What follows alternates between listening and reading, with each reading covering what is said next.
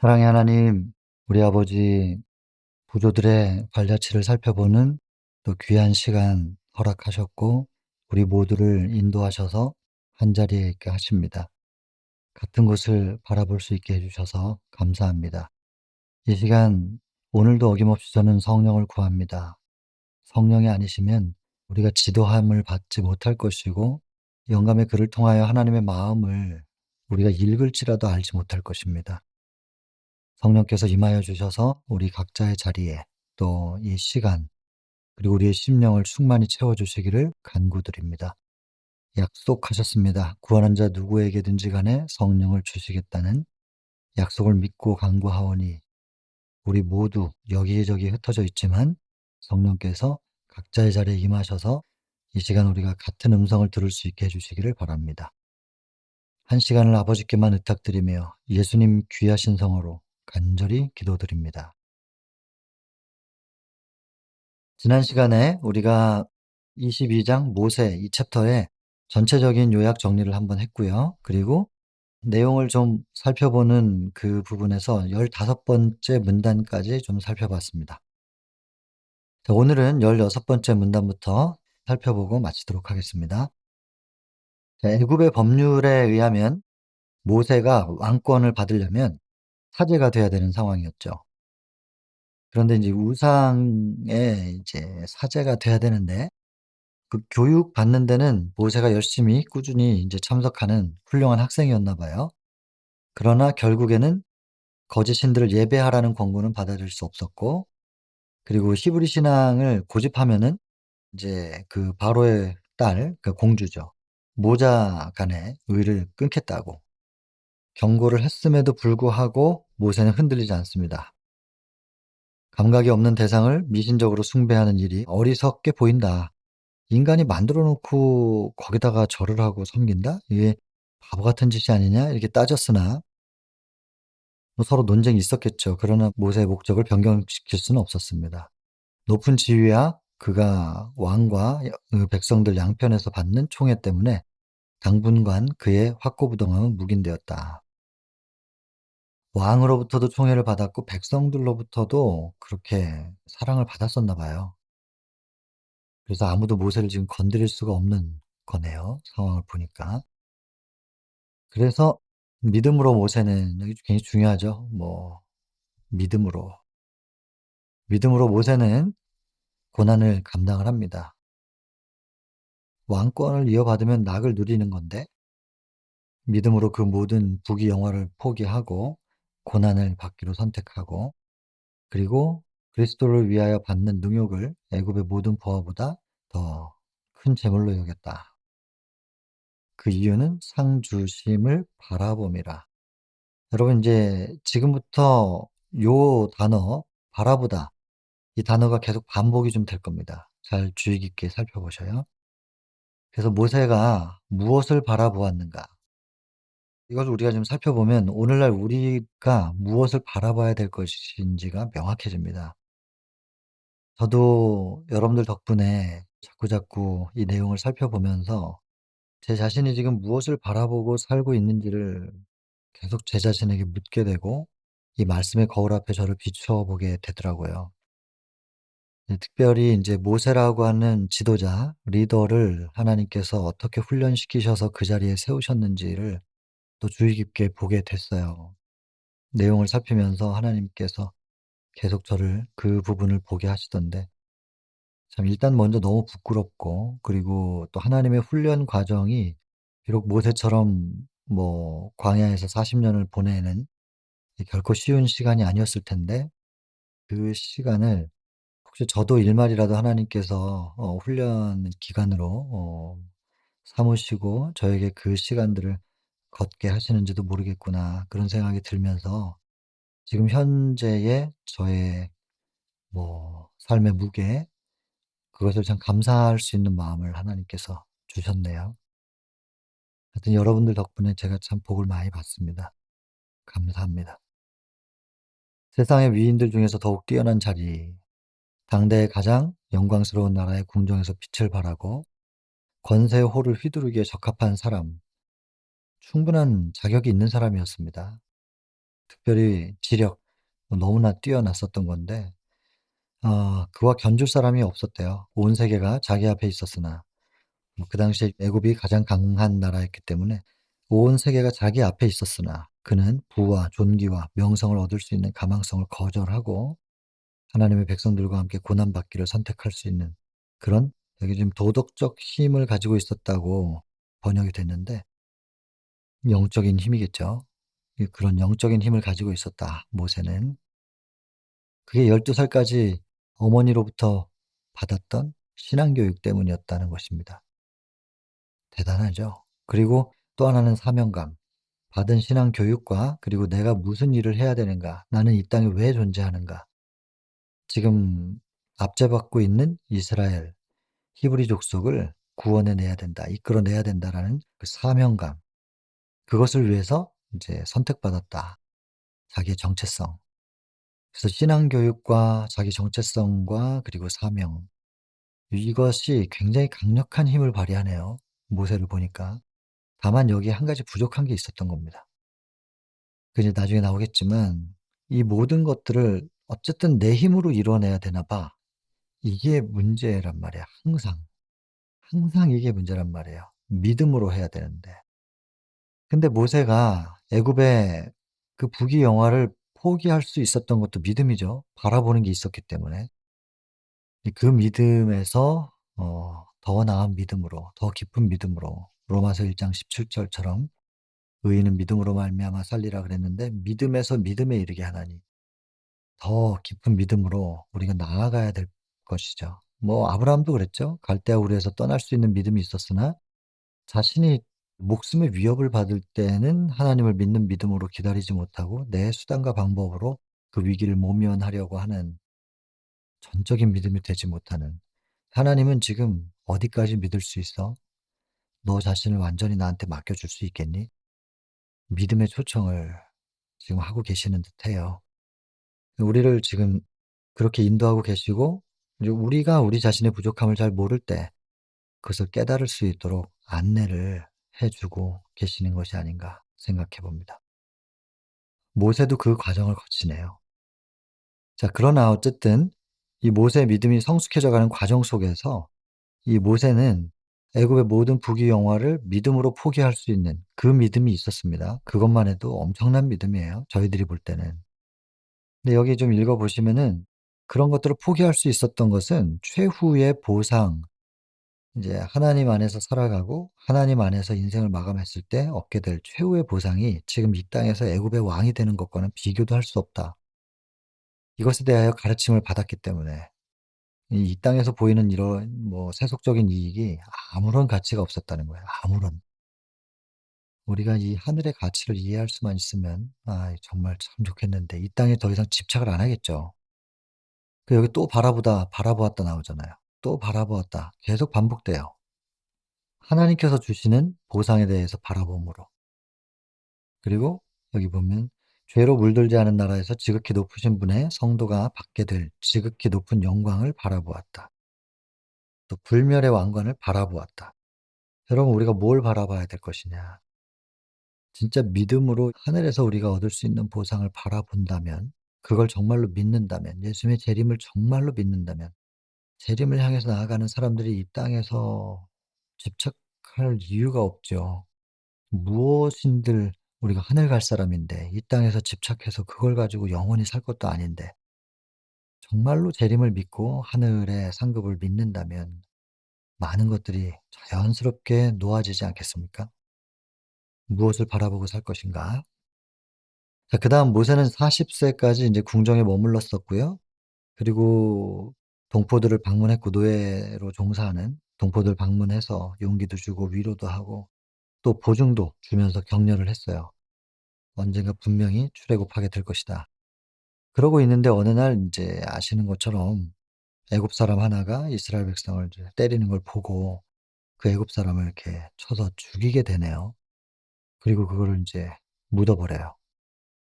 이게 지금 살인을 한 건데 뭐 다윗도 엄청나게 여러 전투 속에서 여러 사람들을 죽였겠죠.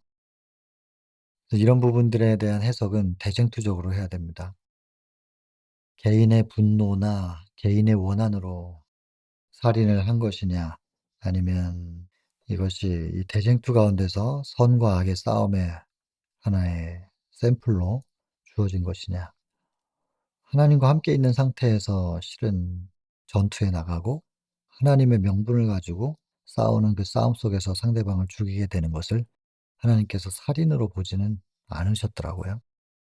그러나 지금 여기 인제 모세의 이 살인은 분명히 사명감과 민족에 대한 사랑이고, 또 뭐 크게 양심의 가책을 느낄 만한, 그리고 하나님의 율법에 접촉되는 그런 살인이다.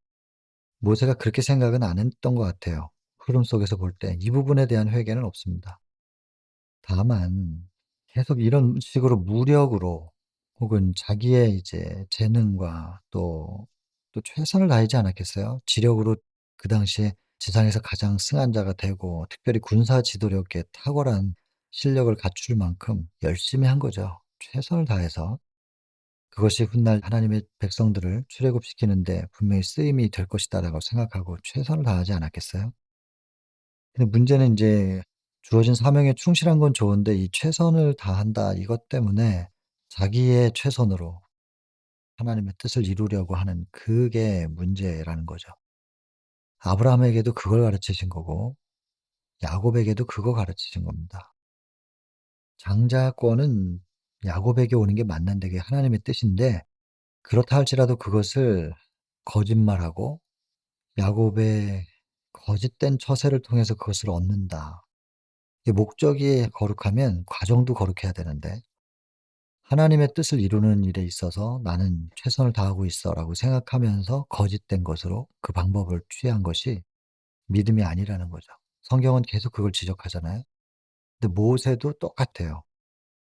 백성의 해방 운동을 지지할 준비가 된 것을 스스로 나타내고 자기가 해 보려고 했다는 거, 그게 문제였습니다. 나중에는 히브리 사람들끼리 싸우니깐 '이거 같은 민족끼리 왜 싸우나.' 이렇게 하면서 나섰다가 '나도 죽이려느냐.' 이렇게 덤벼드는 것 때문에 '이게 이렇게 소문이 나고 있구나.' 그럼 분명히 바로 왕도 알 텐데, 그래서 미리 피신을 하죠, 모세가. 근데 사실 그 얘기를 바로 왕이 듣고 모세를 죽이려고 합니다, 실제로. 모세가 판단 잘하고 도망간 거죠. 그리고 도망가고 나니까 인제 뭐 자기가 애굽에서 공부했었던 거, 훈련했던 거, 이런 것들이 전혀 활용할 수가 없는 거죠. 혼자서는 뭘 할 수가 없잖아요. 그래서 광야에서 40년 동안 애굽에서 배웠던 40 년을 다 씻어내는 시간을 오히려 갖죠. 뭐 40 년까지는 아니고 12 살에 갔으니까 28 년이네요. 아라비아로 도망갑니다. 하나님께서 모세에게로 인도하셔서 미디안의 제사장, 그리고 왕이래요, 이드로. 이드로의 집에서 피하다가 이드로의 딸과 결혼하고 거기에 정착을 해 가지고 40년 동안, 깁니다, 정말. 40 년이 어디 그 짧은 시간이겠어요. 네, 애굽 사람을 죽임으로 모세는 조상들이 누누이 범한 과오, 곧 하나님께서 하시겠다고 약속하신 일을 자신들의 손으로 처리한 과오를 반복하였다.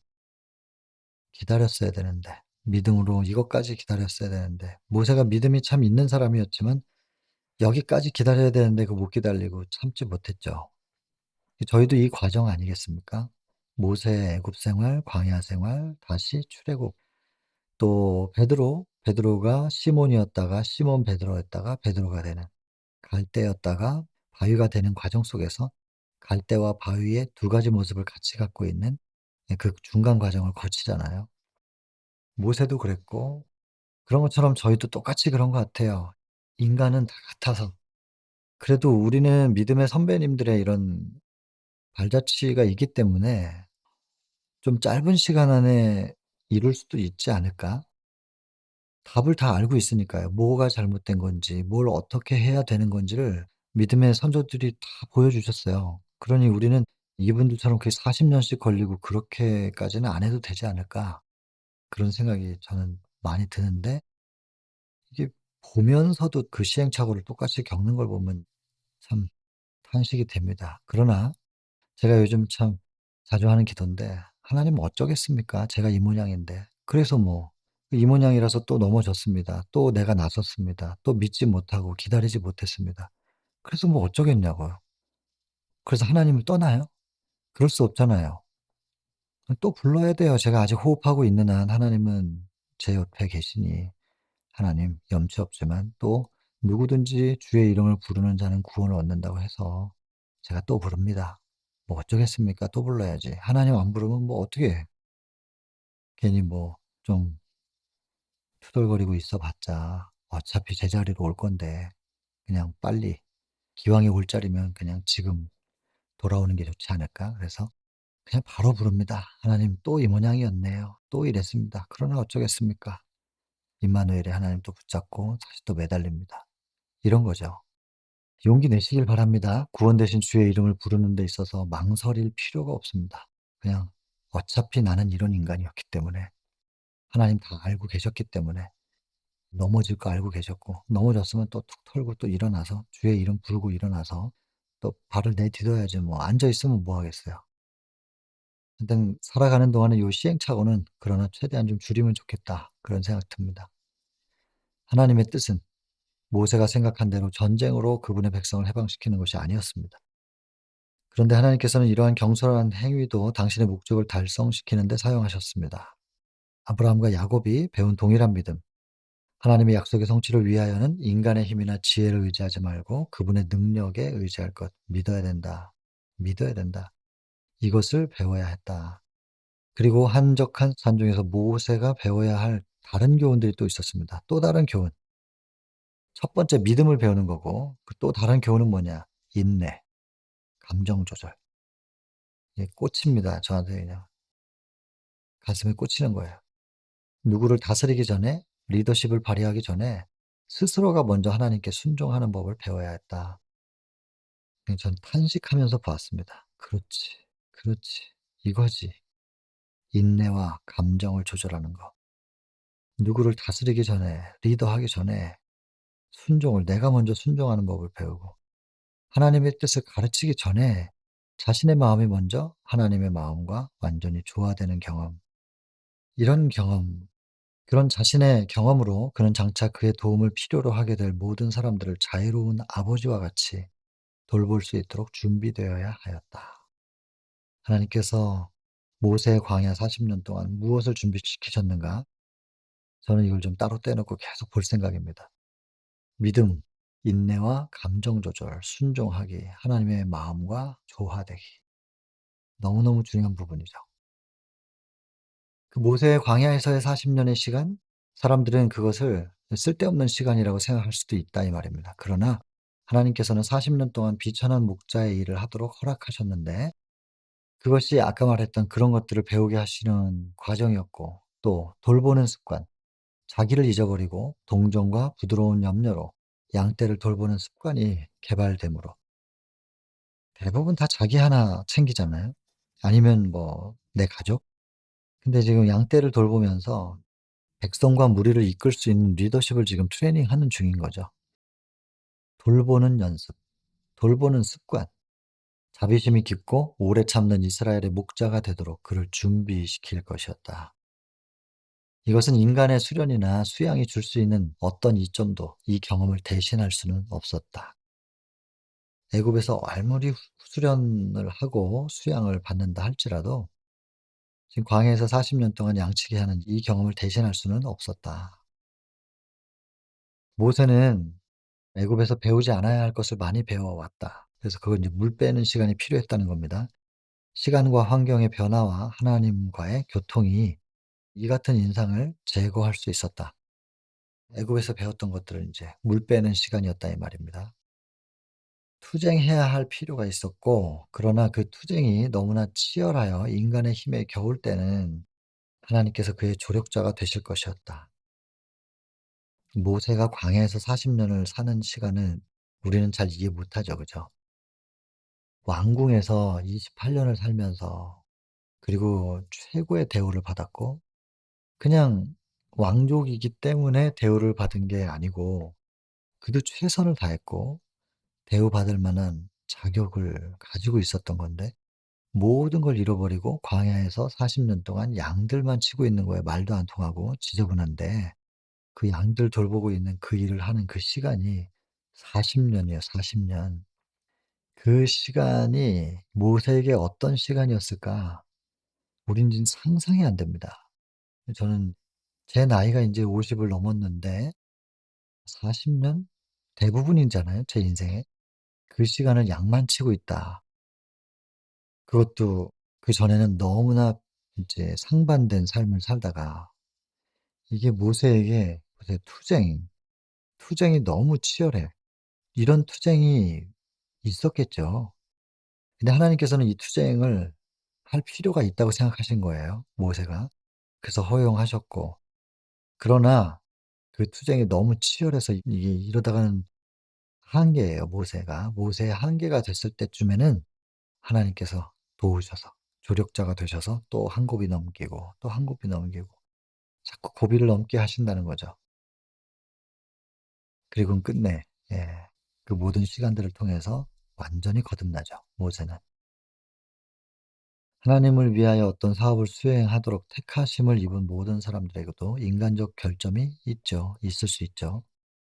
네, 하나님께로부터 지혜를 얻고 그분을 위해 일하는 법을 배우기를 열렬히 갈망한 것입니다. 그 인간적인 결점에 만족하지 않고 결점이 있는 인간의 모습에 그냥 눌러앉지 않습니다. 만족하지 않고 하나님의 지혜 그리고 그분을 위해 일하는 법을 배우기를 갈망하였다. 이것이 모세가 남다른 모습이죠. 사도는 이렇게 표현합니다. "너희 중에 누구든지 지혜가 부족하거든 모든 사람에게 후히 주시고 꾸짖지 아니하시는 하나님께 구하라. 그리하면 주시리라." 이 현실에서 만약에 모세가 왕궁에서 만족하고 그냥 행복하게 살았으면 하나님은 거룩한 빛을 나누어 주실 수 없었을 겁니다. 근데 하나님의 도움을 받기 위하여 사람은 자기의 연약함과 부족함을 깨달아야 하고 자기 자신 속에 이룩될 큰 변화의 마음을 쏟아야 한다. 하나님의 은혜는 물의 흐름과 같습니다. 그래서 낮은 곳으로만 흘러내려가거든요. 내가 높다고 생각할 때는 그걸 못 받죠. 열렬하고 꾸준한 기도와 노력으로 분기해야 한다. 그릇된 습관과 행습은 떨쳐버려야 한다. 이 같은 잘못들을 시정하고 바른 원칙을 따라 살고자 하는 결정적인 노력. 아무것도 안 하고 그냥 감나무 밑에서 입 벌리고 있으면 되는 게 아니라는 거예요. 결정적인 노력만이 승리를 가져다 줄 수 있다. 능력을 주셨는데도 불구하고 그들은 하나님께서 모든 것을 해 주시기를 기다리는 까닭에 그들이 마땅히 차지할 수 있는 지위를 얻지 못하는 사람들이 많다. 유용하게 쓰일 수 있는 사람들은 모두 엄격한 정신적, 도덕적 훈련을 받아야 한다. 예. 그렇게 할 때 하나님께서는 당신의 능력을 그들의 노력과 결합시키심으로 그들을 도우실 것이다. 여러분 우리가 뭐 자꾸 요즘에 반복하는 얘기지만 38년 된 환자 베데스다 옆에 그가 일어서려고 시도했을 때 그 근육과 그 세포 하나하나에 하나님의 능력이 더해져서 일어설 수 있었던 것처럼 우리는 시도해야 됩니다. 능력은 하나님께 오는 것이지만 믿고 시도하는 거 그게 우리의 몫입니다. 광야에 40년 사는 동안 모세는 홀로 하나님과 함께 있었고요. 산들의 장엄함 속에서 그는 지극히 높으신 분의 위엄을 바라보며 그와 대조해 볼 때 애굽의 신들이 얼마나 무력하고 하찮은지를 알았다. 도처에 창조주의 이름이 기록되어 있었다. 그럼 로마서 1장 20절 보면은 창세로부터 그의 보이지 아니하는 것들 영원하신 능력과 신성 신의 성품을 그가 만드신 만물에 보여 알게 하셨나니 그러므로 핑계치 못할 것이다. 그렇게 되어 있는 말씀인데 이 천연계 안에서 모세가 이제 천연계에 기록되어 있는 하나님을 본 것이죠.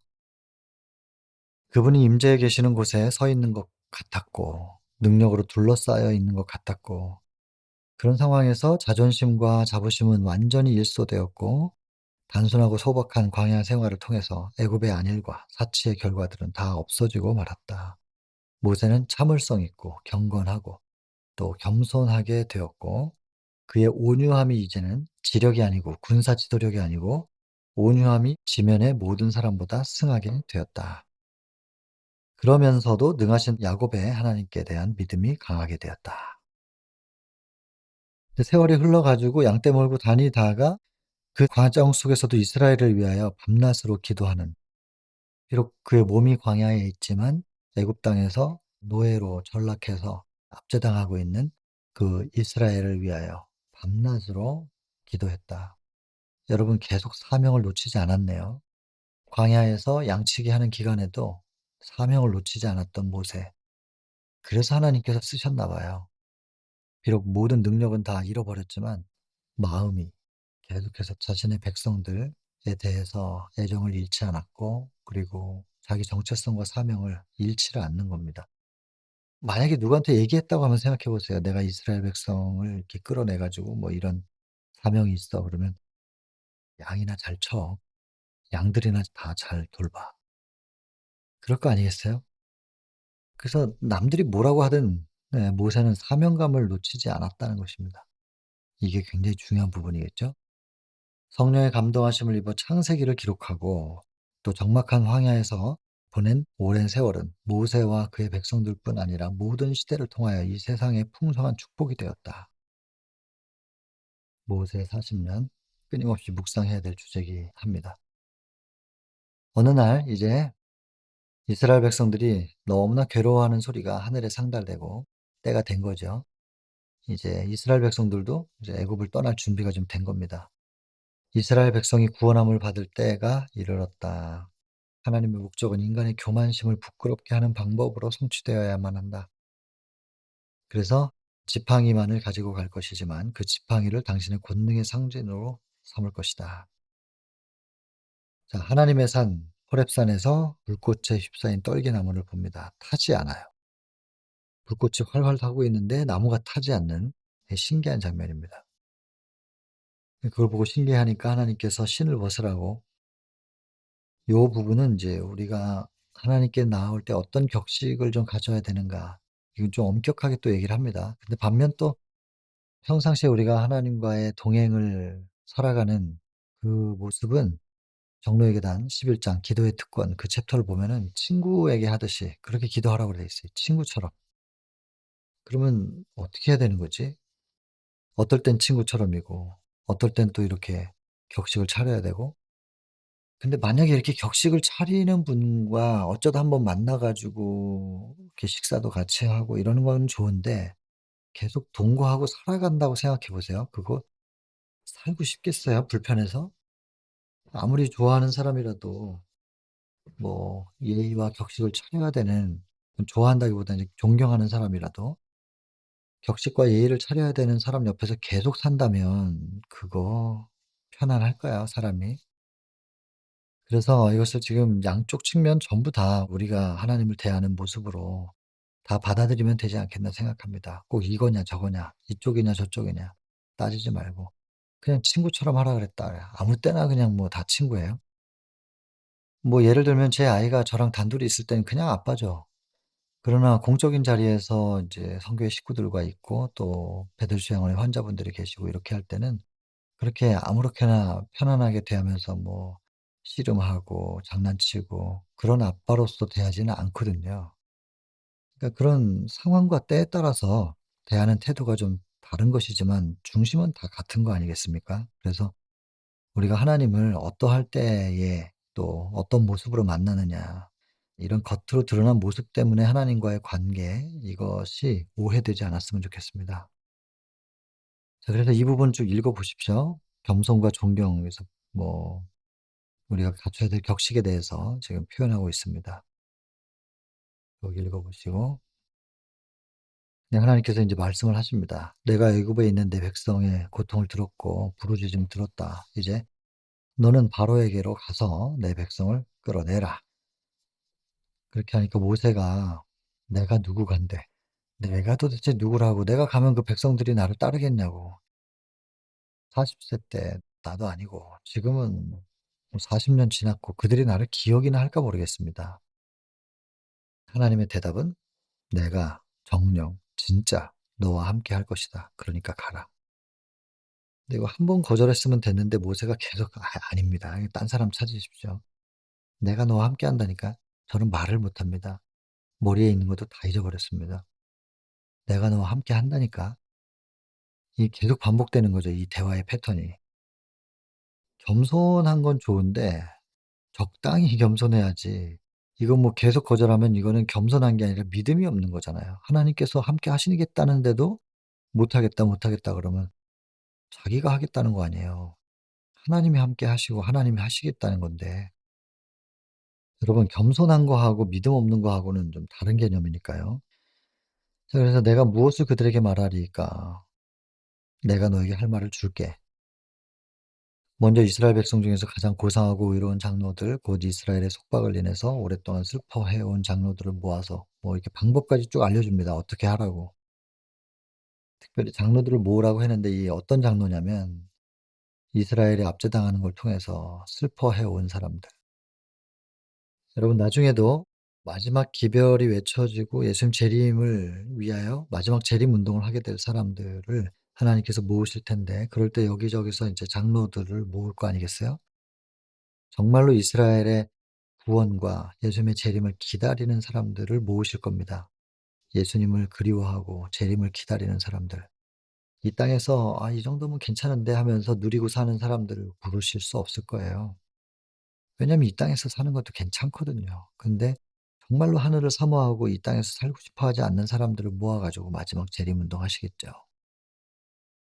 그리고 나 하나 구원받기 위하여, 뭐 사실 그것도 이기적인 마음인데, 이 교회와 교단과 인류를 위하여 기도할 수 있는 사람들, 그들의 구원을 위해서 슬피 울며 기도할 수 있는 사람들, 그런 사람들을 모으셔서 마지막 재림운동 하시겠죠.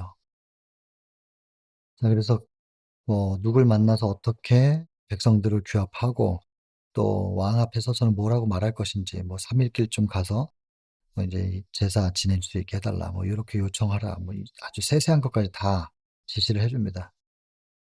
근데 그렇게 뭐 요청을 하면 바로 왕이 "그래, 그래 갔다 와." 이렇게 순순하게 말하지 않고 거절할 것이라는 것까지도 미리 다 경고를 받았어요. 그러나 뭐 실망하지 마라. 왜냐하면 하나님께서 능력을 나타내실 수 있는 명분이 생길 거다. 그래서 처음부터 끝까지의 답을 다 알려주고 나서 인도를 하게 하네요. 그리고 나올 때는 빈손으로 나오지 않고 "보상을 받아서 나올 거야." 뭐 이런 것까지도 다 알려줍니다. 그리고 다 좋은데 그런 백성들 앞에서 하나님께서 나를 보내셨다는 증거가 뭡니까? 그들 앞에 내가 이렇게 섰을 때 "너는 뭔데?" 인제 이래 버리면 할 말이 없잖아요. 그래서 인제 지팡이 가지고 뱀으로 바꾸기도 하고, 손을 품에 넣었다가 빼니까 뭐 이렇게 문둥병에 걸렸다가 다시 또 넣었다 빼니까 낫기도 하고, 하나님께서 창조의 능력을 처음에 보여주시는 거예요. 애굽의 여러 우상들보다 하나님께서 더 능력 있는 신이시라는 거, 그것을 이제 보여주시면서 보증하셨죠. 그런데도 불구하고 모세가 계속해서 "또 다른 거 보여주세요." 계속해서, 뭐 아까는 손이었어요. 이번에는 그럼 온몸을 어떻게 문둥병 들렸다가 낫게 한번 해봐 주세요. 계속 그런 것만 요구한다면 결국엔 쓰임 받지 못했을 거예요. 우리도 자잘하게 계속해서 기도 응답을 받죠, 우리의 삶 속에서. 근데 계속해서 그 기적 같은 기도 응답, 기도했더니 뭐가 딱 되고 이런 것만 계속 구한다면 영혼 구원을 위하여 하나님께서 필요하실 때 당신의 능력을 행사하실 거예요. 그러나 제가 선교사 초반에 여러 가지 이적들을 많이 보게 됐었던 그것은 믿음을 뿌리내리게 하려고 하나님께서 초반에 보여주셨던 것이고, 뭐 마치 모세에게 지팡이를 뱀으로 바꾼다든지 "봤지? 내가 너와 함께하니까 가. 가서 내 백성에게 출애굽하자고 말해." 용기를 주시느라고 보여주신 건데 그것만 계속 보여 달라 그러면 어떡하겠어요. 제 얘기하고 있는 거예요. 자꾸 이적을 행해 달라고 하고 뭔가 이렇게 특별한 일이 벌어지게 해 달라고 하고, 그런 걸 통해서 확인하고 싶어 하거든요. 좀 성숙한 신앙을 해야 되는데 계속해서 어린 신앙을 언제까지 해야 될까.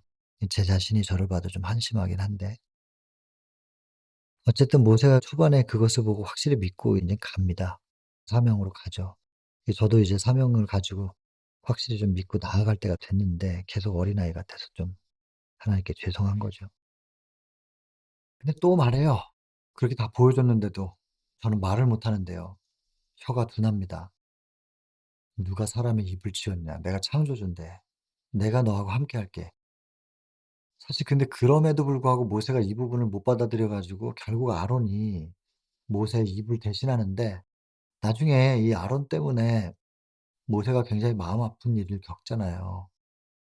뭐 미리암도 그렇고 모세가 형하고 누나 때문에 아픈데, 만약에 좀 더 모세가 초반에 믿음으로 혼자 딱 서서 하나님과 직접적인 소통을 통해서 백성들을 지도했더라면 좀 더 낫지 않았을까? 뭐 그런 혼자 생각을 해 봅니다. 그래서 이걸 우리한테 적용시킨다면 자꾸 사람에게 의지하려고 하지 말고 철저하게 하나님을 믿는 믿음으로 하나님 옆에 서서 하나님께서 지시하신 대로 '사명을 향해서 나아가야 되겠구나.' 그런 생각을 하게 되죠. '지팡이를 손에 잡고 가라.' 자, 이 부분 좀 읽어 보겠습니다. 하나님께서 모세에게 명령을 주셨을 때 그는 자신감이 없었고 소심한 사람이었어요. 그리고 자기가 인제 하나님의 대변자가 되기에는 무능하다고 생각을 해서 압도를 당했는데, 일단 그 임무를 받아들였어요. 네, 그러나 처음에는 그랬지만, 그러나 임무를 받아들인 이상 이제 뭐 임무를 받았는데 '아직도 나는 무능하니 어쩌니.' 뭐 이런 걸 생각할 수 없잖아요. 나는 그런 사람이었지만 그럼에도 불구하고 하나님께서 나에게 사명을 주셨다. 그러면 이제는 사명대로 옆을 보면 안 되죠. 오직 앞만 보고 전진해야 되는 거니까. 여호와를 전적으로 신뢰하고 전심으로 일에 착수를 해요. 그리고 사명의 중대함이 그로 하여금 최대 지력을, 그러니깐 사명이 크고 중대하기 때문에 굉장히 집중력 있게 이제 일을 할 수밖에 없는 상황이 된 거죠. 그렇게 만들었대요. 그리고 하나님께서 그의 신속한 복종에 축복을 하셔서 여기 보시면 "가장 적합한 사람이 되었다."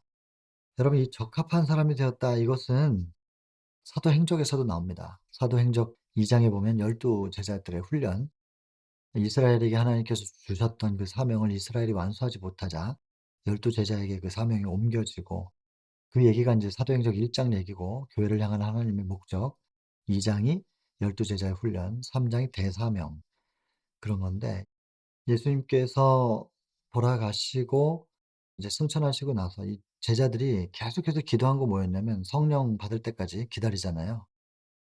오순절 성령 강림이 인제 4장 얘긴데, 사도행적에 성령이 임하시기 전까지 계속해서 제자들이 기도했던 것이 무엇인가?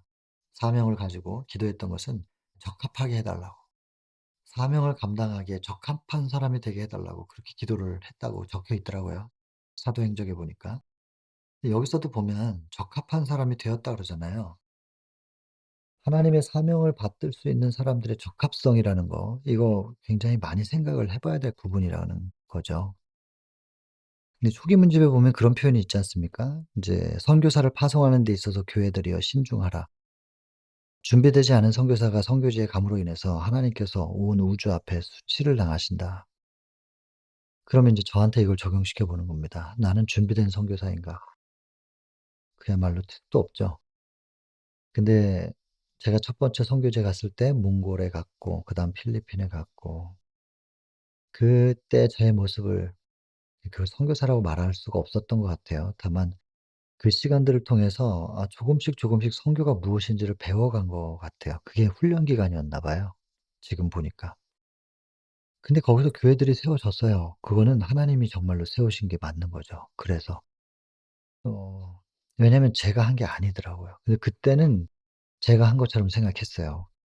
'교회 개척했다.' 그렇게 생각했는데, 나중에 보니까는 저는 사고만 친 거고 하나님께서 하나님의 일을 하신 거더란 말이죠. 저는 훈련받은 거고. 이게 겸양의 표현이 아니라 진심으로 그렇습니다. 돌아보니 참 부끄러운 일들이 많은데, 그래도 하나님께서 그 시간을 훈련 시간으로 써 주시고 저를 조금씩 조금씩 가르쳐 주셨던 게 얼마나 감사한지. 그래서 지금의 몫을 또 하지 않습니까? 물론 지금도 훈련 과정이 여전히 병행이 되는 거겠지만 지나보고 나면 다 감사밖에 없을 거예요, 아마. 적합한 사람. 저는 지금 최종적인 목적은 '마지막 재림운동하기에 적합한 사람이 될 수 있으면 뭐 더 바랄 게 없겠다.' 생각합니다. 그리고 늦은 비에 능력이 임할 수 있는 자리에 제가 있을 수만 있다면, 늦은 비에 능력을 받기에 적합한 사람이 될 수만 있다면 뭐 뭘 더 바라겠습니까? 하나님께서 당신을 전적으로 신뢰하고 그의 명령에 절대적으로 복종하는 사람의 품성을 강하게 하시기 위하여 무엇을 하실 수 있는지를 보여주는 하나의 신뢰다. 그러니까 여러분, 우리가 할 몫은 그냥 하나님을 전적으로 신뢰하고 뭐라고 말씀하시면 절대적으로 순종하겠다. 이런 결심으로 기다리고 시도하는 거, 그게 우리 몫인 것 같고, 그런 사람들을 하나님께서 품성이 원래부터 준비된 사람을 쓰신 게 아니라 그런 사람들의 품성을 강하게 하시는 거예요. 근데 그리고 강하게 하시기 위해서 어떤 훈련을 시켜 주실 수도 있는 분인가, 그 훈련을 통해서 그런 적합한 사람이 되는 거죠. 적합한 사람이 일을 하는 게 아니라 적합한 사람이 되어서 일을 한다 이 말이에요. 그러면 적합하게 만들기 위해서 하나님께서 여러 경로를 통해서 우리를 훈련시키시고 다듬으시는 건데, 모세의 생애를 보면 하나님께서 이렇게 훈련을 시키시고 다듬으시구나 하는 것에 대한 신뢰가 된대잖아요. 80 년입니다 여러분. 80 년. 80년 준비시켜 가지고 이스라엘 백성들을 출애굽시키는 거예요. 대단하죠. 와, 80 년이라니. 우리는 우리 몫이 있습니다. 전력을 다하여 노력을, 우리도 최선을 다해야 됩니다. 그러면 하나님께서 주시는 힘과 능력을 얻을 것이다. 그리고 참으로 위대한 사람이 될 것이다. 위대한 사람이었던 게 아니라 위대한 사람이 되어서, 적합하게 되어서 그 일을 하는 거죠. 사람이 자신의 연약함을 느낀다는 것은 적어도 그는 자기에게 맡겨진 사업의 중대성을 깨닫고 '아 이거 이 일을 감당하기에 나는 너무나 부족한데.' 이렇게 인제 생각하는 것은 그 일의 중대함이 얼마나 큰지를 깨닫는다는 거예요. 그리고 하나님을 그의 의논 상대와 능력으로 삼으려 한다는 증거이다. 그렇죠. 일단은 겸손한 마음이 됐으니깐. 모세는 장인에게 인제 뭐 이렇게 하는데 이게 사실을 말하지 않아요. 이게 거짓말한 건가 이게? 모세가 거짓말하면 하나님께서 쓰실 수가 없을 텐데, 이게 거짓말이 아니라 장인어른 이드로에게 이것을 인제 화이트라고 봐야 되겠죠? 그 산파들이 남자 아기가 태어났을 때 죽이지 않았던 것처럼. 이제 그렇게 해 가지고 이제 떠나요. 떠났는데 애굽에 도착하기 전에 아무래도 안 되겠어요. 그래서 가족들을 다시 돌려보냅니다. 그래 놓고 모세 자신도 두려움이 있어요, 애굽으로 돌아가는 거. 왜냐하면 자기를 죽이려고 했던 사람들이 애굽에 있었으니까. 그러나 그들은 다 죽었다, 이 소식을 듣기는 듣습니다. 근데 왜 이렇게 가족들을 돌려보냈는가? 이 두려움 때문이었겠죠. 이런 부분들 보면 참 위로가 되고 용기가 되는 게 이제 모세 같은 사람의 인간적인 모습이에요 이거. 이런 부분들을 여전히 가지고 있는 모세지만 하나님께서 쓰셨잖아요. 그래서 인간의 완전이라는 게 무엇이냐. 그냥 우리는 완전을 그려내려고 노력하기보다는 우리에게 주어진 몫을 최선을 다하고 믿음으로 하나님께서 계시는 곳이 완전인데 그곳을 향해서 나아가는 것이, '아 나는 어차피 완전 뭐 안 되는 거니까 인간은 안 돼.' 그러면서 시도조차도 하지 않는 것이 아니라 하나님 계신 곳을 향하여 계속해서 나아가는 시도, 이것이 우리의 몫이고, 글쎄 완전을 이루시는 분은 하나님이시고 그 모양이 뭐 어떨 때는 십자가 한 편의 강도인데 그 강도 모습으로 죽었잖아요. 뭐 완전이라는 게 경건의 모양에 있는 것일까? 그건 아닐 것 같습니다. 그렇다고 해서 '모양을 아무렇게나 해도 된다.' 절대로 그건 아니잖아요. 그분들이 이루어내실 일들이니까 맡겨 놓고 우리는 우리의 몫을 최선을 다해야 되겠습니다. 근데 한 가지 인제 마무리를 지으면서 중요한 거 하나 있습니다. 여호와의 불쾌히 여기심에 대한 놀라운 경고. 아들들한테 할례를 시키라고 했는데 모세가 하려고 하니까 아내가 "뭐 꼭 그렇게 해야 되냐."고 뭐 이러면서 좀 뭐 아내의 권유에 못 이겨 가지고 막내 아들에게 할례식을 안 했대요. 근데 마치 천사가 그냥 죽일 듯이 달려들었다는 거 아니겠어요? 이 부분을 보면서 지도자에게 있는 이런 태만이 백성에게 보내는 하나님의 교훈의 능력을 감소시킬 수밖에 없으니까 지도자는 본이 돼야 된다는 거죠. 리더는 본이 돼야 되는 겁니다. 심지어 그 자신뿐만 아니라 그 가족들도. 대단히 중요한 부분인 것 같아요. 알고 있는 의무를 등한히 하는 생활을 사는 한 천사들의 보호를 받을 수 없기 때문에 결코 안전하지 못하다. 여기 지금 마지막 문단 보세요. 그리스도의 재림 직전에 있을 시련의 때에 뭐 시련이 있죠 당연히. 환란이 있을 거고 재림 직전에. 그 의인들은 하늘 천사의 봉사를 통하여 보호를 받아야 되죠. 천사들의 보호가 아니면 뭐 살아남을 사람이 없으니깐요. 그러나 하나님의 율법을 범한 자들에게는 안전이 없다. 천사들의 보호를 받아야 되는데 천사들이 보호를 못 하는 거예요.